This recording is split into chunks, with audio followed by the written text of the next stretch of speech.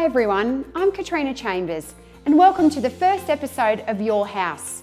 Each week we'll be talking about innovative ideas around design for your home and take you through some of Wagga's most unique and interesting properties.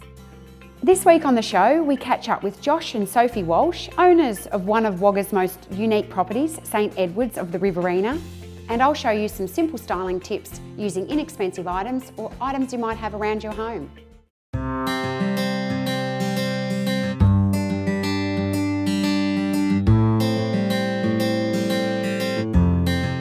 When we met, Soph's originally from Wagga, and when we met it was at university, and she's always wanted to, well, she said would end up back in Wagga, and we moved here in 2010.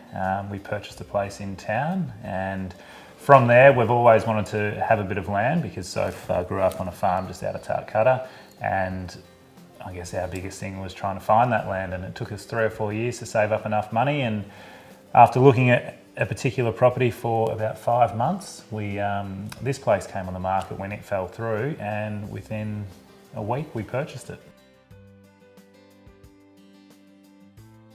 When we initially moved in, we wanted to know a little bit more about the history. We had a lady in town at the Anglican Church. I got in contact with them, and they put a little team to work in researching some history for us. And so it's an old Anglican church. It was built in 1918, so it is nearly 100 years old. It was decommissioned as a church in 1962 and converted into a residence. And since then it has been a residence. In 92, I think it was,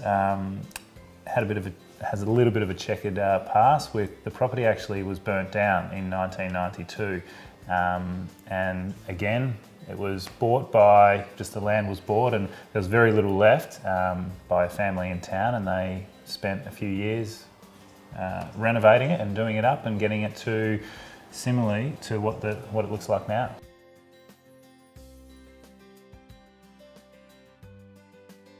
We're told that the family that purchased the property after it burnt down actually bought all the doors and windows and all the stained glass up from a church in Melbourne, and then basically put it into this property.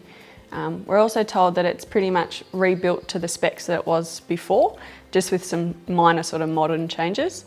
If you have a look at the brickwork outside, you can see the old brick and the new brick, so where it burnt down to and what was left.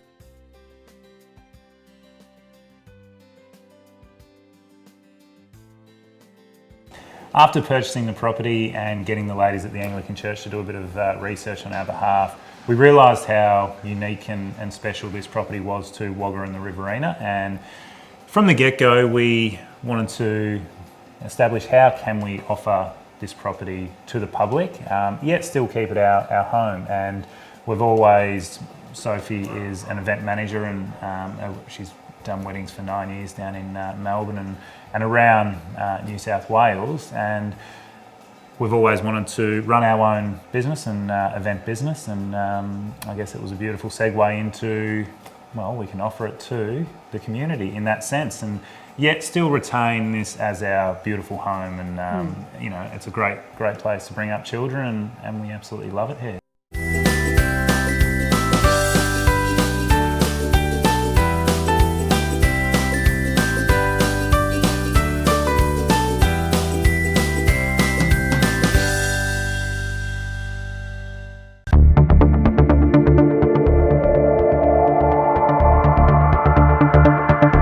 The Sharp Edge with Rob Sharp is your chance to challenge one of Wagga's fittest athletes.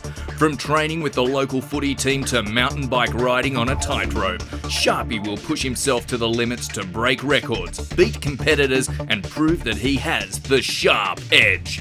Want to sponsor the show or find out how you can be involved in Sharpie's next obstacle course? Log on to waggawagga.tv and check it out on our broadcast or in our on-demand library for more episodes.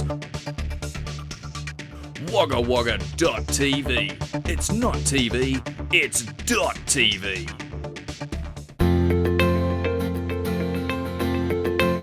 Today I've got some really inexpensive items that I've purchased at any store. It could be the supermarket, the reject shop or Bunnings.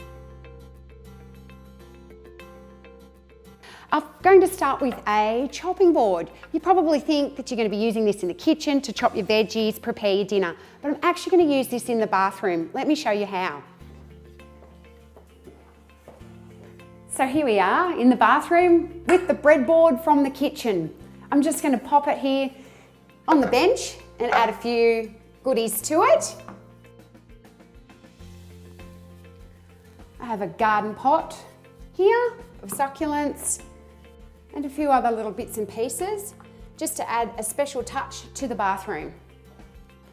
I have this mason jar mounted on a piece of wood. I bought it for a couple of dollars from the reject shop and I'm actually going to hang it in my bathroom today.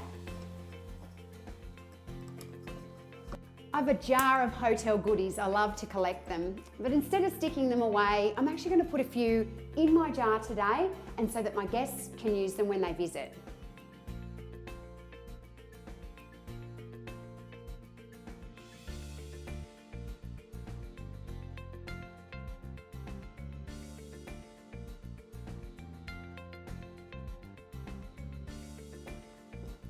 Next up, I have a $3 bathroom hook and a set of fairy lights, and I think we'll put those in my son's bedroom. So with the bathroom hook, I've actually added some blue tack on the back of it so it can be moved around from any room. I'm just going to stick it on his wall, and then I'm going to drape these fairy lights.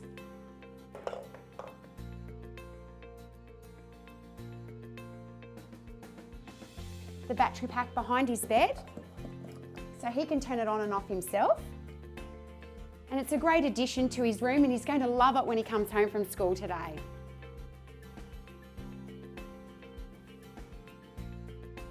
So lastly today I'm going to show you some light globe vases and how I'm going to use them to put on a sideboard to create a feature piece. So I'm back to the fairy lights and you can actually pop these globes off.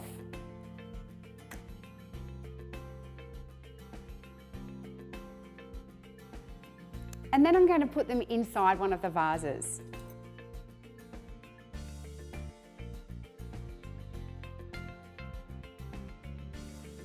And then I've got some roses out of my garden. I'm going to fill one of the globes and pop them inside.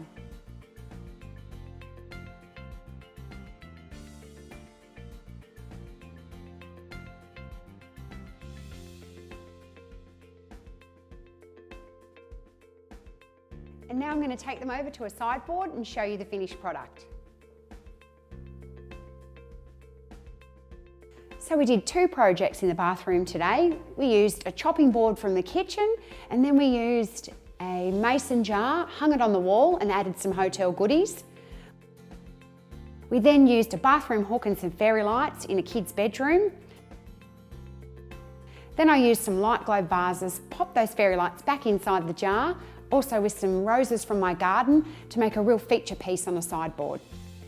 That's all we have time for today. Be sure to follow us on Facebook and Instagram and check out all the other shows on wagga-wagga.tv. Until next time, bye for now.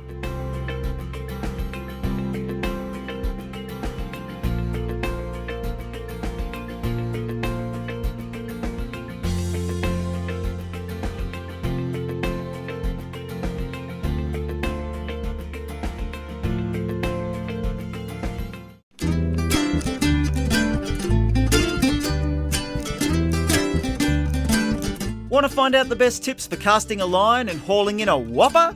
Spend time in some of Wagga's best known fishing spots with Tacklebox. Let the experts guide you through the best bait for a cod or the right rig to pull in that record-breaking catch you can brag about down at the local.